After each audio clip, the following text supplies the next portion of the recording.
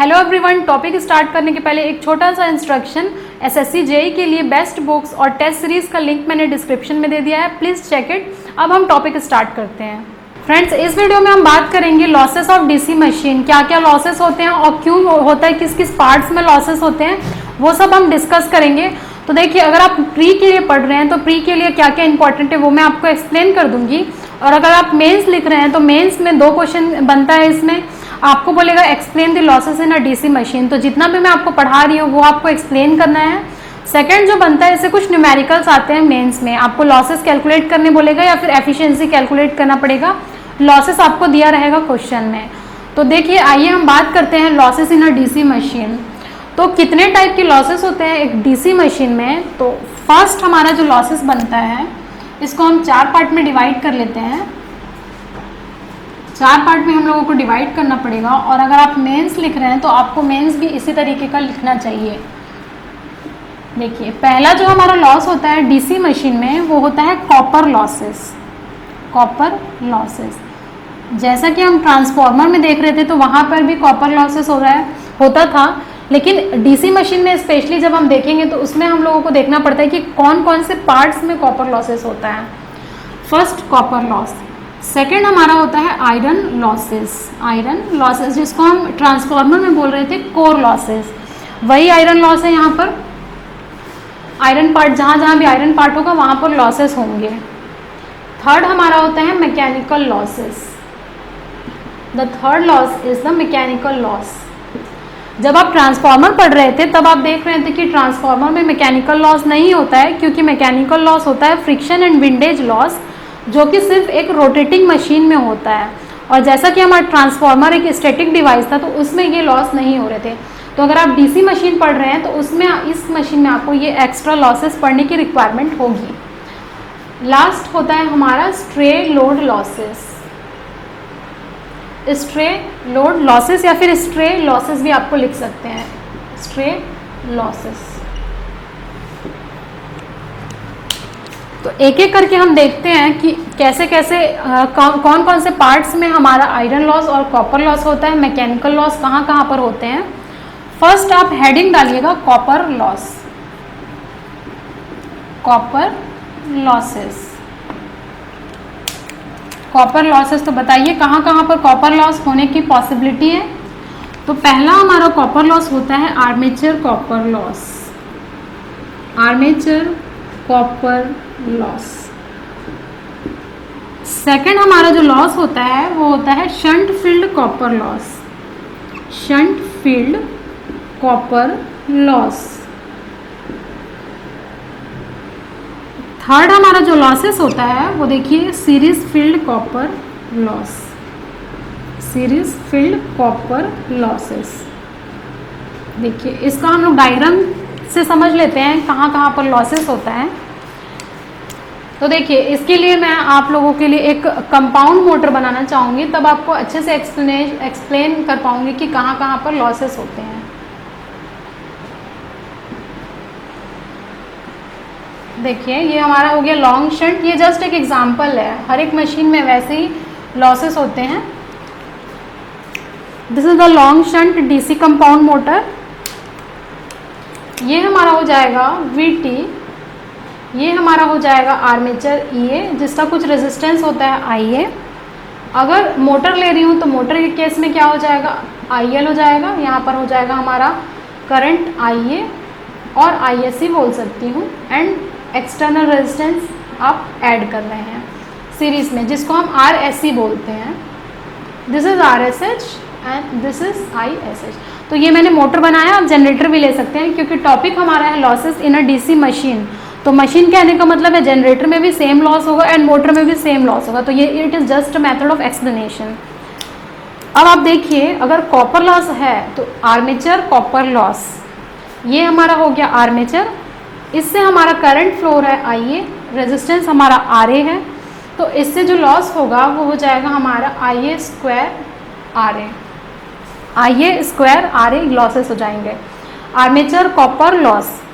Second देखिए, field shunt field copper loss. तो आपको पता है, देखिए शंट ब्रांच है यहाँ पर जिसका रेजिस्टेंस RSH है, जो कि हाई वैल्यू होता है अराउंड 200 to 500 ओम दिया जाता है क्वेश्चंस में, एंड करंट हमारा हो रहा है ISH। तो यहाँ पर इस ब्रांच में जो लॉस होगा फ्रेंड्स वो हो जाएगा ISH इंटू RSH। इसी को हम बोलते हैं shunt field copper loss. 2 losses हो गए। थर्ड, अगर आपका DC सीरीज मोटर है या DC सीरीज जनरेटर है या फिर कंपाउंड जनरेटर या मोटर है, उस केस में देखिए सीरीज फील्ड आपको दिखाई देगा जिसका कि रेजिस्टेंस RSC है। देखिए इसमें जो करंट फ्लो है वो ISE है और RSC। तो यहाँ पर मैं बोल सकती हूँ जो लॉसेस होगा वो ISC स्क्वायर इंटू RSC होगा। यही 3 लॉसेस को जब हम कंबाइन करते हैं तो हम बोलते हैं copper losses. Armature copper loss, shunt field copper loss, series field copper loss. तो अगर आपसे मेंस में क्वेश्चन पूछता है तो आपको ये एक्सप्लेन करना पड़ेगा और आप थ्योरी अपने से लिख लीजिएगा। The copper loss which occur in the armature is known as the armature copper loss denoted by I square RA। Similar way में आप लिख लीजिएगा इसको, या फिर अगर आप ऐसे भी शो करते हैं तो this is more than sufficient, आपको ज़रूर मार्क्स मिलने वाले हैं। नेक्स्ट हम देख लेते हैं आर्मेचर। नेक्स्ट हम देखेंगे आयरन लॉसेस। तो इसको आप नोट करिए, डायग्राम आप ड्रॉ करिए और एक्सप्लेन करिए अच्छे से। सेकंड देखिए, सेकंड जो हमारा लॉसेस है वो हमारा है iron losses. So the second loss is the iron losses. जैसा कि हम ट्रांसफार्मर में देखे थे, आयरन लॉस क्या होता है हमारा कोर लॉस में होता है। जहाँ पर भी आयरन पार्ट होता है उसमें कुछ लॉसेस होते हैं जिसको 2 पार्ट में डिवाइड किया जाता है। This can further be classified into 2 parts. First one is the hysteresis losses, hysteresis loss. Second is the AD current losses. तो फ्रेंड्स वीडियो अच्छा लग रहा है तो लाइक कर दीजिए, शेयर कर दीजिए दोस्तों के साथ, ताकि हमें भी मोटिवेशन मिले और अच्छे अच्छे वीडियो आप तक ला सकें। तो देखिए friends, hysteresis loss and eddy current loss 2 parts होते हैं हमारे आयरन का। अब देखिए हिस्टेरिसिस लॉस क्या होता है। जब भी आप अगर फेरोमैग्नेटिक मटेरियल को मैग्नेटाइज्ड कर रहे हैं यानी कि AC मैग्नेटिक फील्ड अप्लाई कर रहे हैं तो वहाँ पर कुछ लॉसेस होते हैं जो मैं ऑलरेडी आपको एक्सप्लेन कर दी थी। कुछ इस तरीके का हमारा हिस्टेरिसिस लॉसेस होता है। whenever a magnetic field is whenever a magnet is subjected to a alternating of nature of magnetic field, a loss will occur in the magnet। और जो एरिया होता है वही हमारा देता है हिस्टेरिसिस लॉस।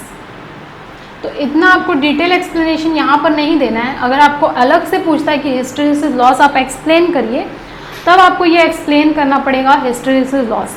बाकी आप लिख सकते हैं आयरन लॉस हम 2 पार्ट में डिवाइड करते हैं, hysteresis and eddy current loss, लेकिन आपको यहाँ पर फॉर्मूला बताना पड़ेगा। और हम फॉर्मूला क्या क्या पढ़े थे एक बार लिखने की कोशिश करिए, ध्यान रखिए। हिस्टेरिसिस लॉस का अगर मैं फॉर्मूला देखूं तो मैं यहाँ लिख रही हूँ, देखिए pH से इसको डिनोट करते हैं, is equal to KH Bmax to the power 1.6 F into V। KH Bmax to the power 1.6 F into V होता है, where F is the frequency of supply voltage, frequency of supply voltage, frequency of supply voltage, Bmax is the maximum flux density, maximum flux density। और इसका unit आप बताइए क्या होता है B का। V is the volume of core, volume of the material और KH हमारा होता है हिस्टेरिसिस कोफिशिएंट, हिस्टेरिसिस कोफिशिएंट या फिर हिस्टेरिसिस कांस्टेंट भी बोला जाता है इसको। तो ये हमारा होता है, देखिए ये जनरली X होता है और इस X की वैल्यू हम लोग 1.6 लेते हैं सिलिकॉन स्टील के लिए, क्योंकि हमारा मटेरियल होता है सिलिकॉन स्टील, इसीलिए 1.6 लिया जाता है। तो ये देखिए ये हो गया हमारा हिस्टेरिसिस लॉसेस का formula. Second, eddy current losses. तो एडी करंट लॉसेस क्या होता है, देखिए एडी करंट लॉसेस का फॉर्मूला होता है KE B max square F square T square. यहाँ एक एक्स्ट्रा टर्म आपको देखने को मिल रहा होगा टी, तो यहाँ पर टी क्या है हमारा, T is the thickness of material, thickness of the material या थिकनेस ऑफ जो भी मटेरियल आप यूज़ कर रहे हैं। तो बी यहाँ पी जो है वो प्रोपोर्शनल होता है बी मैक्स के स्क्वायर के एफ स्क्वायर के टी स्क्वायर के। तो ये आप लोगों को एक्सप्लेन करना है आयरन लॉस में, इससे ज़्यादा रिक्वायरमेंट नहीं है आपको एक्सप्लेन करने की। अगर अलग से क्वेश्चन पूछता है एक्सप्लेन आयरन लॉस या फिर एक्सप्लेन हिस्टेरेसिस लॉस, तब आपको डिटेल डिस्कशन करना है। Otherwise losses of DC machine पूछेगा तो आपको इतना एक्सप्लेन करते हुए आना चाहिए। नेक्स्ट देखिए, नेक्स्ट डालिए आप, ये आप नोट कर लीजिए अच्छे तरीके से।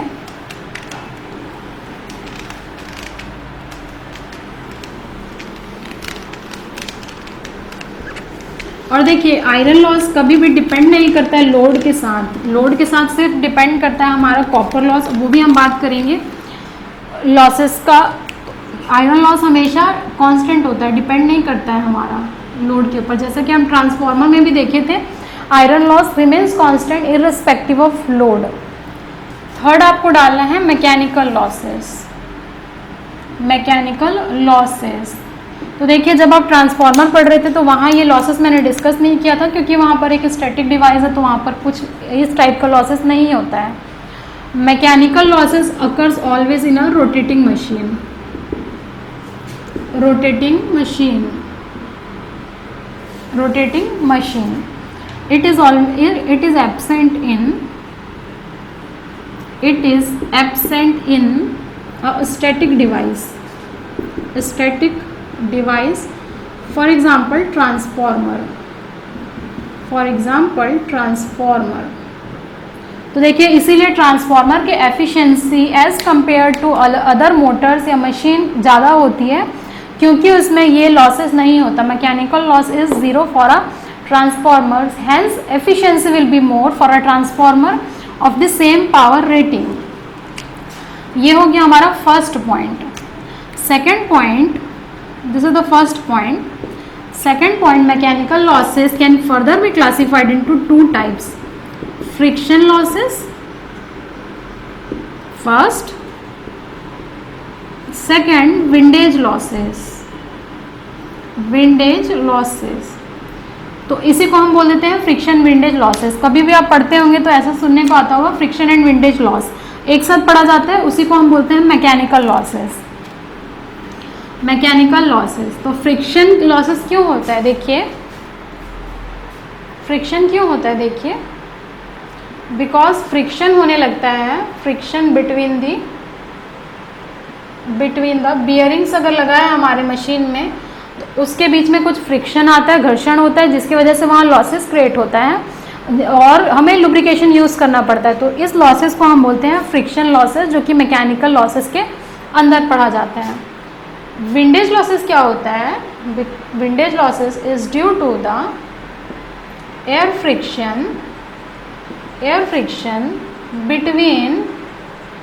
Between stator and rotor. देखिए हमारा कंस्ट्रक्शन में हमने देखा था कि स्टेटर और रोटर होते हैं, तो उसी में कुछ एयर फ्रिक्शन आ जाता है और वहाँ पर हमारा एयर फ्रिक्शन की वजह से विंडेज लॉस होता है। इन दोनों को ही हम मिला करके बोलते हैं मैकेनिकल लॉस हो रहा है हमारे डीसी मशीन में।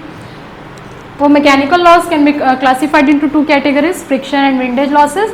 The friction losses occur due to the friction between the bearings, and windage losses occur due to the friction between the stator and rotor। ये हो गया हमारा थर्ड लॉस। जो फाइनल लॉस है वो स्ट्रे लोड लॉसेस है। देखिए इसको मैं रफ कर दे रही हूँ, नोट कर लीजिए अच्छे तरीके से। क्वेश्चन आपको यहाँ से आएगा एमसीक्यूज क्वेश्चन कि ट्रांसफार्मर का एफिशिएंसी ज़्यादा क्यों होता है, तो आपको बताना है वहाँ पर मैकेनिकल लॉसेस वहाँ पर नहीं होते हैं, और कांस्टेंट लॉस और कॉपर लॉस के बारे में भी क्वेश्चन आता है।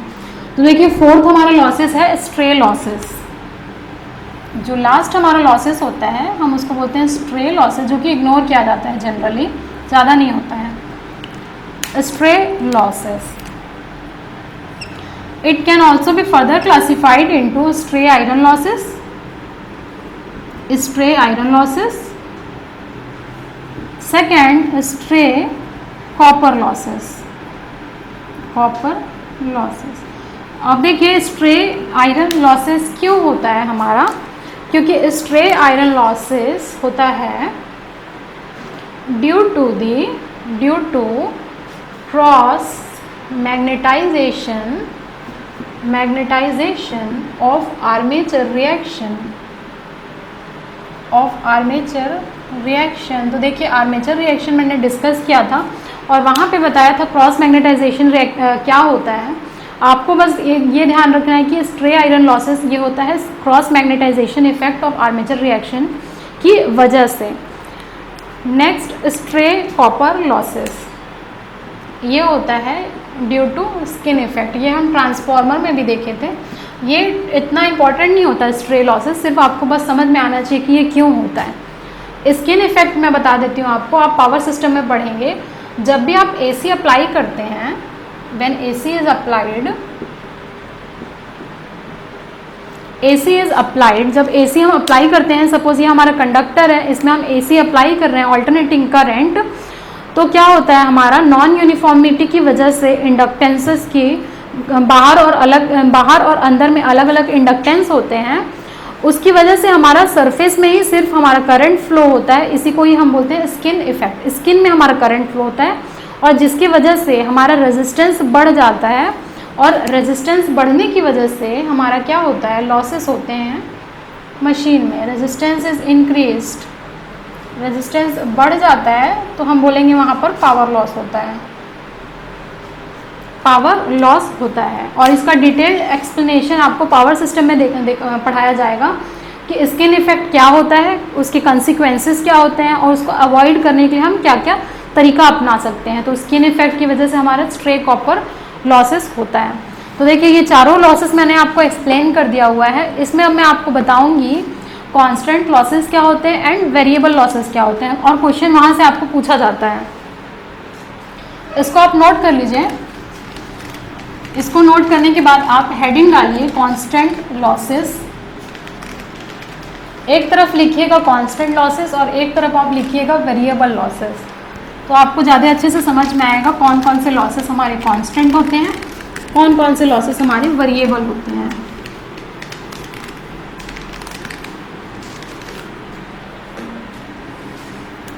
एक तरफ मैं डाल रही हूँ कांस्टेंट लॉस, एक तरफ मैं डाल रही हूँ वेरिएबल लॉसेस। तो अभी मैंने आपको एक्सप्लेन किया हुआ था। देखिए कांस्टेंट लॉस हमेशा आयरन लॉस होता है, तो कांस्टेंट लॉस का डेफिनेशन पहले लिख लेते हैं। Constant losses are the losses which remains constant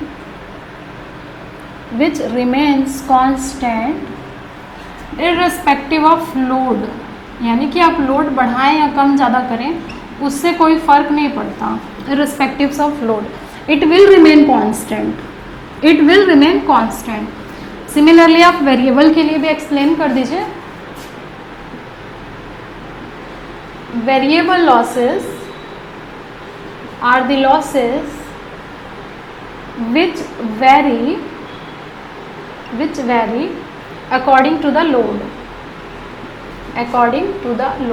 जैसे जैसे आप लोड बढ़ाएंगे बढ़ेगा, कम करेंगे कम होगा, तो लोड के ऊपर ये डिपेंड करता है हमारा वेरिएबल लॉसेस।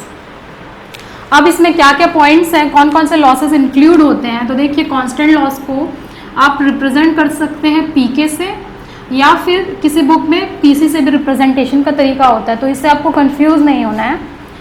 फर्स्ट हमारा जो लॉसेस होता है वो होता है नो लोड आयरन लॉस,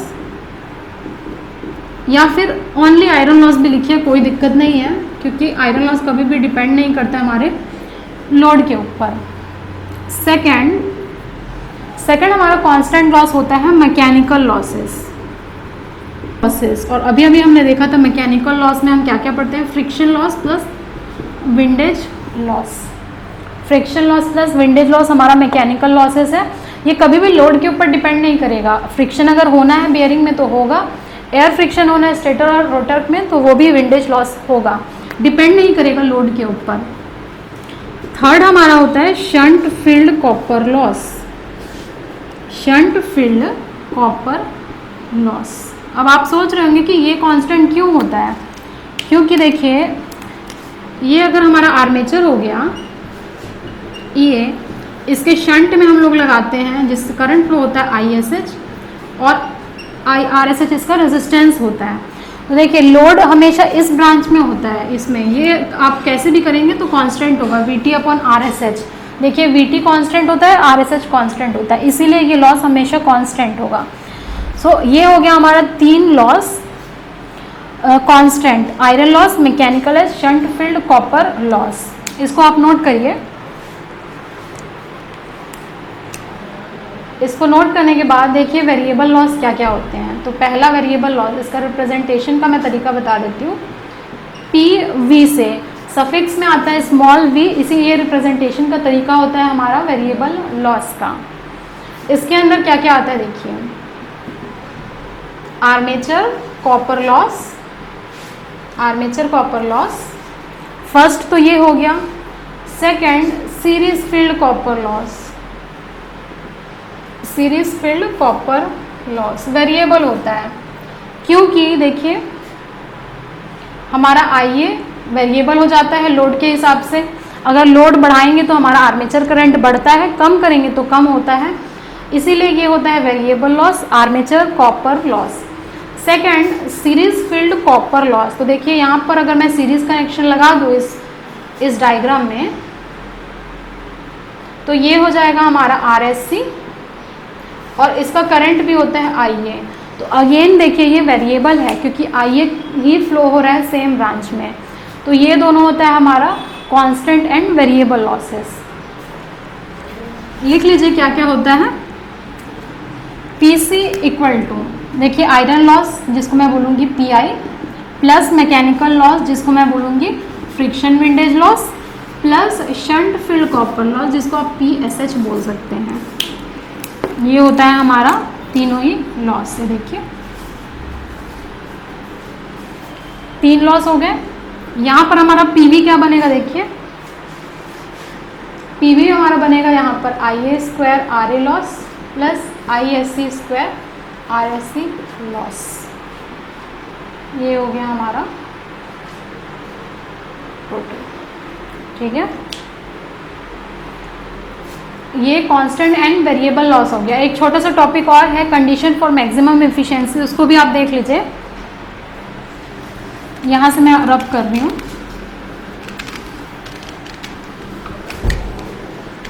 इसके बाद नेक्स्ट टॉपिक डालिएगा कंडीशन फॉर मैक्सिमम एफिशिएंसी, यानी इसको ट्रिपल स्टार आप मार्क कर दीजिए। ऑब्जेक्टिव क्वेश्चन यहीं से बनते हैं। इस टॉपिक से अगर आना होगा तो मैक्सिमम एफिशिएंसी की कंडीशन आपसे पूछी जाएगी। कंडीशन ऑफ मैक्सिमम एफिशिएंसी, तो देखिए जैसा हम ट्रांसफार्मर में पढ़ते थे कंडीशन क्या होती थी, variable loss is equal to constant loss. वहाँ पर होता था हमारा copper loss is equal to core loss, यहाँ पर होता है हमारा variable loss is equal to constant loss. जब अगर आप दोनों ही लॉस को कांस्टेंट इक्वल कर देंगे तब आपको मैक्सिमम एफिशिएंसी की कंडीशन मिलेगी। और एफिशिएंसी के बारे में मैं और डिटेल डिस्कशन करूंगी, लेकिन यहाँ पर लॉस पढ़ा रही थी इसीलिए ये पढ़ाना ज़रूरी था। नोट डाउन करिए इसको। वेरिएबल लॉस कितना होता है, देखिए PV होता है जो कि I स्क्वायर R से रिप्रेजेंट करते हैं, IA स्क्वायर RA। अगर सिर्फ IA मैं ले रही हूँ तो कांस्टेंट लॉस हमारा हो गया PK। देखिए यहाँ पर PC और PK लिखा है मैंने, तो यहाँ से आपको कई बार IA का पूछता है फॉर्मूला, तो आप PK अपॉन RA बता देंगे।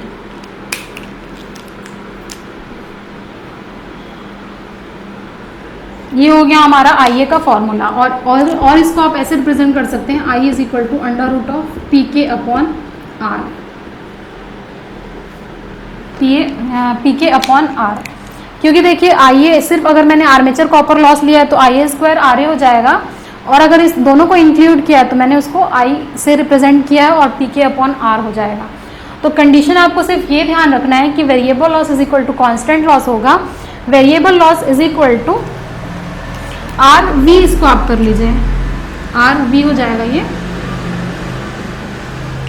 आर वी हो जाएगा ये। तो I A square R V is equal to P K, I A is equal to under root of P K upon R V. So this is very important, maximum efficiency की condition आपसे पूछती है और losses पूछता है कि कौन सा लॉस कांस्टेंट होता है, वेरिएबल होता है। तो इसका डिटेल डिस्कशन मैंने आपके लिए यहाँ पर कर दिया है, इसको प्रैक्टिस करिए आप। Thank you everyone for watching this video till end. If you like this video, share with your friends and subscribe this channel. Don't forget to press the bell icon button to get further updates. और अगर आप हमारे Telegram channel से जुड़ना चाहते हैं तो उसका भी लिंक मैंने डिस्क्रिप्शन और फर्स्ट कमेंट में दे दिया है, please check it. SSC JE के लिए बेस्ट बुक्स और टेस्ट सीरीज का भी लिंक मैंने डिस्क्रिप्शन में दे दिया है। Thank you very much, see you soon in the next video.